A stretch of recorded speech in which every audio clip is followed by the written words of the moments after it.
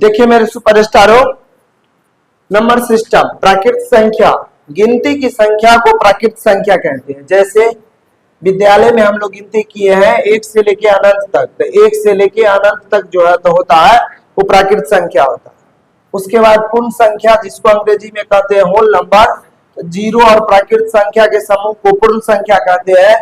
जैसे 0 1 2 3 4 5 6 7 8 9 10 अनंत तक। अब आ गया सम संख्या, इवन नंबर, दो से विभाजित होने वाले, मतलब जिसमें दो से भाग करेंगे और पूरा पूरा कट जाएगा उसको कहेंगे सम संख्या। तो 2 4 6 8 10 12 अनंत तक, ये सब के सब हो गया सम संख्या। अब आ गया विषम संख्या, ऑड नंबर, जो संख्या 2 से न विभाजित हो, मतलब 2 से विभाजित करने पर शेष एक बच जाए उसको कहते हैं विषम संख्या। तो हो गया 1 3 5 7 9 11 13 डॉट डॉट।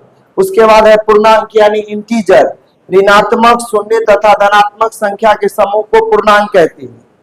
जैसे में हो गया पीछे माइनस वाला, जीरो और उधर प्लस वाला। तो जीरो से पीछे मान घटता है, जीरो से आगे मान बढ़ता है। उसके बाद अभाज्य संख्या यानी प्राइम नंबर, एक से बड़ी वे सभी संख्याएं जो एक और स्वयं के अलावे किसी और संख्या से न कटे, कोई और संख्या से विभाजित न हो, या फिर कहिए जिसका गुणनखंड एक और स्वयं के अलावे और अन्य संख्या न आवे, उसको कहते हैं अभाज्य संख्या। देखिए नोट में 1 से 100 तक में 25 को अभाज्य संख्या होता है।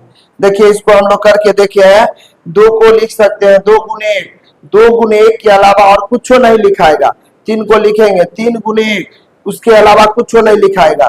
तो स्वयं और एक के अलावा और कुछ गुणनखंड के रूप में न लिखा है तो उसको कहते हैं अभाज्य संख्या।